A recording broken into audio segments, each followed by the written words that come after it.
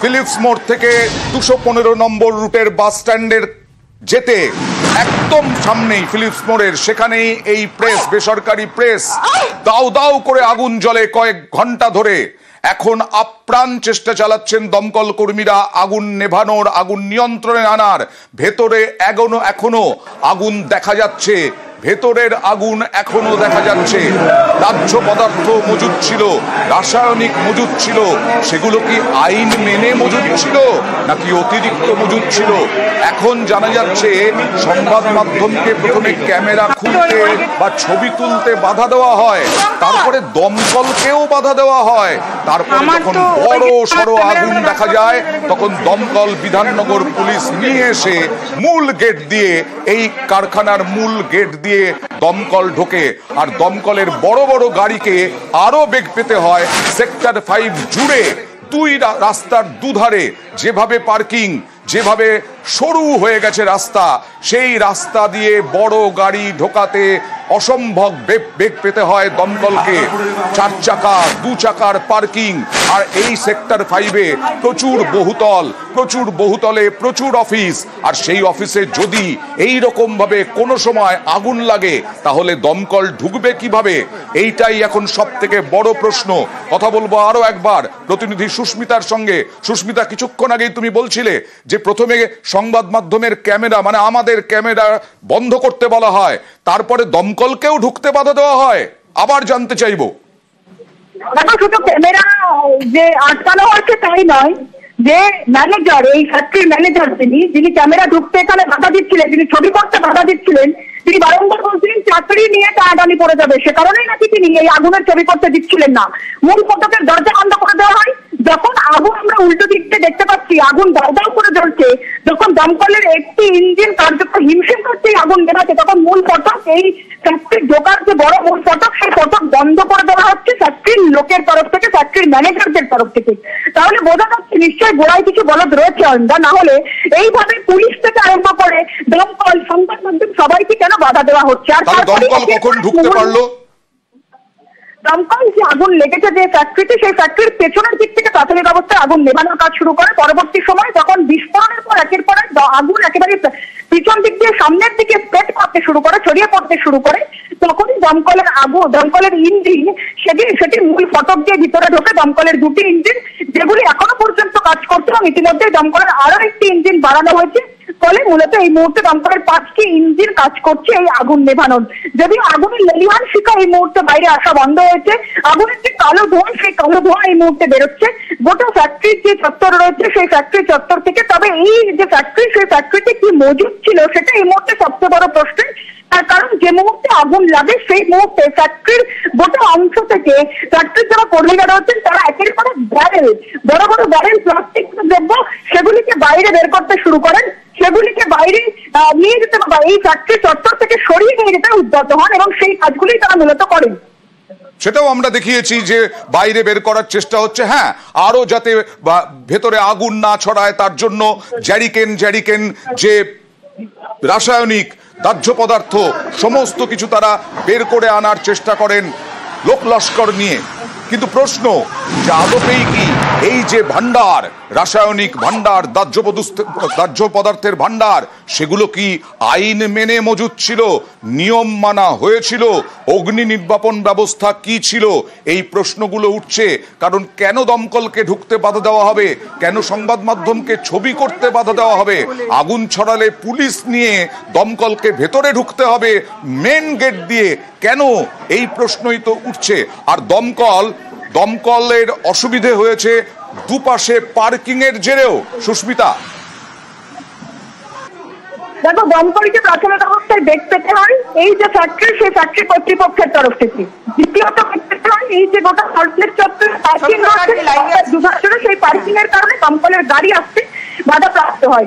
তার কারণ দুধারে, একধারে 4 চাকা গাড়ি, অপর ধারে 2 চাকা গাড়ির যে পার্কিং গোটা সল্টলেক সেক্টর 5 এর রাস্তা জুড়ে, সেই ফ্যাক্টরিতে সেই যে পার্কিং এর কারণে প্রাথমিক অবস্থায় দমকলের যে ইঞ্জিন, সেই ইঞ্জিন ঢুকতে পারেনি, ফলত দেরি হয়েছে। এবং দমকল আধিকারিকরা সেটা তো বেশ কিছু অংশ স্বীকার করে নিয়েছেন। শুধু সেক্টর 5 এর জরাজীর্ণ চেহারা সল্টলেক সেক্টর 5 এর মতো একটি জায়গা, সেখানে আগুন লাগিয়ে কি ভয়ানক পরিস্থিতি হতে পারে সেটা আজকের এই ছবিটা চোখে আগুন দিয়ে দেখিয়ে দিচ্ছে।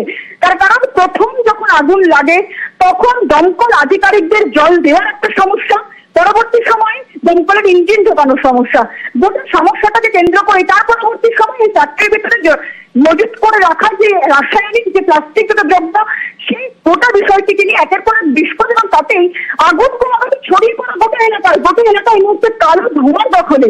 সুতরাং গোটা বিষয়টিকে কেন্দ্র করে একের পর এক প্রশ্ন, একের পর এক যে গরজ রয়েছে সেই গরজ কিন্তু সামনে আসছে। যারা এই মুহূর্তে নিউজ 18 বাংলায় চোখ রেখেছেন তাদের জন্য জানাই, সেক্টর 5-এ একটি বেসরকারি প্রেসে ভয়াবহ আগুন লাগে। কয়েক ঘন্টা হয়ে গেল, এখনো সম্পূর্ণ নিয়ন্ত্রণে আনা সম্ভব হয়নি। দাউ দাউ করে জ্বলে এই কারখানা। এই কারখানায় দাহ্য পদার্থ মজুদ ছিল, রাসায়নিক মজুদ ছিল, কারণ এই কারখানা থেকে যা উৎপাদন হয় সেই উৎপাদনের জন্য এই রাসায়নিক লাগে, দাহ্য পদার্থ লাগে। কিন্তু প্রশ্ন হচ্ছে, দাহ্য পদার্থ বা রাসায়নিক সেগুলি কি নিয়ম মেনে হয়েছিল? এই কারখানা আপাতত এখন অন্য একটি বিল্ডিং থেকে আগুন নেভানোর চেষ্টা করছেন দমকল কর্মীরা। আপনারা সেই ছবিও দেখছেন। এই ছবি কিছুক্ষণ আগের, তখন এইভাবেই দাউ দাউ করে জ্বলছিল এই বেসরকারি প্রেস, এবং এখানে 60 থেকে 62 জন কাজ করছিলেন। তারা কেউ আটকে নেই, সবাইকেই বের করে আনা হয়েছিল, এবং তার সঙ্গে সঙ্গে ওই বেসরকারি প্রেসের কর্মীরা আপ্রাণ চেষ্টা করছিলেন যাতে যে রাসায়নিক রয়েছে, যে দাহ্য পদার্থ রয়েছে সেগুলোকে বের করে আনা, যাতে আগুন ছড়িয়ে না পড়ে। কিন্তু আগুন যথেষ্ট পরিমাণে ভেতরেও ছড়িয়েছে বলে এখনো পর্যন্ত ছবিতে দেখা যাচ্ছে। সুজিত বসু দমকল মন্ত্রী, তিনি কি বলছেন দেখুন। ভেতরে প্রচুর কেমিক্যাল আছে, আমরা একটু দাহ্য পদার্থ তো একটু সময় লাগে এগুলো কন্ট্রোল করতে, তো কন্ট্রোল হয়ে যাবে। ভেতরে কেউ আটকে নেই তো? না, আমরা যা খবর পেয়েছি ভেতরে কেউ আটকে নেই। দমকল ল্যাডার লাগিয়ে কাজ করছে, আমরা খুব হিট আছে। এখান থেকে আগুন লেগেছে, সেই জায়গায় কি পৌঁছতে পেরেছে? না, সেই জায়গাটা তো ঘেরা আছে, আপনি দেখছেন গ্রিল দিয়ে ঘেরা আছে। সামনে এখন তো প্রচুর হিট, এই ফ্লেমটা অনেক বেড়ে গেছিল, ফ্লেমটা অনেক বাইরে চলে এসেছিল। এখন ফ্লেমটা কমানো হয়েছে, আগুনের ফ্লেমটা আস্তে আস্তে এটা কন্ট্রোল হয়ে যাবে, আগুন আর বাড়বে। সুস্মিতার সঙ্গে কথা বলবো। সুস্মিতা, ভেতরে কি অবস্থা? ভেতরেও কি, ভেতর থেকে তো গল গল করে ধোঁয়া বেরোচ্ছে দেখতে পাচ্ছি, তার মানে গোটা কারখানার ভেতরটাতেও আগুনে ভস্মীভূত। দেখো, গোটা কারখানার ভিতরে আগুনে ভস্মীভূত। এখনো পর্যন্ত ইতিউটি যে পকেট ফায়ার, সেই পকেট ফায়ার দেখা যাচ্ছে। ইতিউটি যে পকেট ফায়ার, সেই পকেট ফায়ার দেখা যাচ্ছে। তার কারণ আমরা দেখো ভিতরে এখন আগুন জ্বলছে। একদম একদম আগুনের ছবিটা এই মুহূর্তে সরাসরি দেখানোর চেষ্টা করবো অয়নদা। ভিতরে এখন আগুন জ্বলছে, ভিতরে এখনো আগুন জ্বলছে। যে পকেট ফায়ার, যে আগুনের লেলিহান শিকার কথা বারংবার বলা হচ্ছে, সেগুলি এখনো পর্যন্ত জ্বলছে। ভিতর থেকে যে লাল আভা আগুনের, সেই আভা তুমি দেখতে পাচ্ছ অয়নদা এখনো পর্যন্ত, এবং সেই আভা যে বাড়ছে ক্রমশ সেটাও কিন্তু দেখা যাচ্ছে। সুতরাং গোটা বিষয়টাকে কেন্দ্র করে আগুন যে এখনো পর্যন্ত জ্বলছে সেটা আমি একটু দেখাই। ভেতরে এখনো আগুন জ্বলছে, দেখুন নিউজ 18 বাংলার দর্শকদেরকে দেখাই। ব্যাপক জল দিয়ে, পরিমাণ জল দিয়ে নেভানোর চেষ্টা হচ্ছে, কিন্তু ভেতরে এখনো আগুন জ্বলছে। জলের মধ্যে আগুনের সেই ছবি আপনারা দেখতে পাচ্ছেন। এখনো দাউ দাউ করে আগুন জ্বলছে ভেতরে, এবং পুড়ে যে ছাই হয়ে গেছে ভেতরটা পুরো পরিষ্কার বোঝা যাচ্ছে আমাদের ক্যামেরায়, নিউজ 18 বাংলার ক্যামেরায়। এবং লাইটের স্তম্ভগুলো দেখুন কিভাবে বেঁকে চুড়ে গেছে তাপে। দেখুন কি অবস্থা, একটা গোটা কারখানা সেক্টর 5-এ এসি মেশিনগুলো একেবারে পুড়ে ছাই। তা এর মধ্যেও আগুন নেভানোর চেষ্টা হচ্ছে, তারপরে তো কুলিং প্রসেস হবে। আগুনই এখনো সম্পূর্ণ নিয়ন্ত্রণে আনা সম্ভব হয়নি, এখনো আগুন জ্বলছে ভেতরে দেখাই যাচ্ছে। বাইরের আগুনটা নিয়ন্ত্রণে আনা সম্ভব হয়েছে, গল গল করে ধোঁয়া বেরোচ্ছে কারখানা থেকে, পরিষ্কার দেখা যাচ্ছে। কোনো জায়গায় আগুন ছড়িয়ে পড়েনি, কিন্তু বিরাট হিট রয়েছে এখন, তাপ, প্রচন্ড পরিমাণে তাপ। আর এই কারখানায় প্রশ্ন যে ঠিকমতো আইন মেনে দাহ্য পদার্থ, রাসায়নিক মজুত করা হয়েছিল কিনা, কেন সংবাদ মাধ্যমের ক্যামেরায় ছবি তুলতে দেওয়া হয়নি, কেন দমকলকে প্রাথমিকভাবে ঢুকতে বাধা দেওয়া হয়েছিল, কেন দমকলকে পুলিশকে নিয়ে এসে মেন গেট দিয়ে ঢুকতে হলো, দেখুন সেই প্রশ্নগুলোই উঠছে। তাহলে কি কোনো কিছু গলদ রয়েছে, আর সেই গলদ থাকতেই এই রকম ভাবে সংবাদ মাধ্যমের ক্যামেরা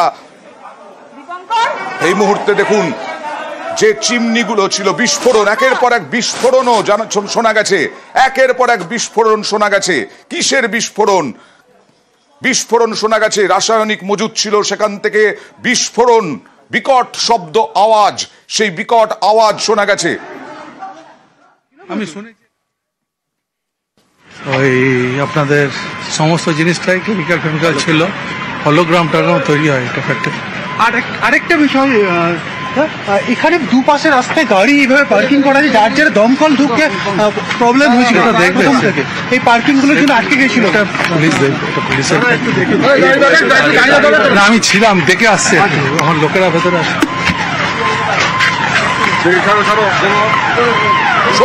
সরু রাস্তা, পার্কিং এর জেরে সরু রাস্তা, আর তার জেরেই দমকলের গাড়ি ঢুকতে সমস্যা। বড় বড় গাড়ি, বড় বড় বহুতল, সেই বহুতলে প্রচুর অফিস, এরকম যদি ঘটনা ঘটে তাহলে ঢুকতে পারবে না? এই প্রশ্নই আছে, এই প্রশ্নই উঠছে। আগুন দেখেও দমকলকে বাধা বেসরকারি এই প্রেসের, তাতেও প্রশ্ন উঠছে কি ছিল ওই প্রেসে, আসলে আইন মানা হয়েছিল কি না।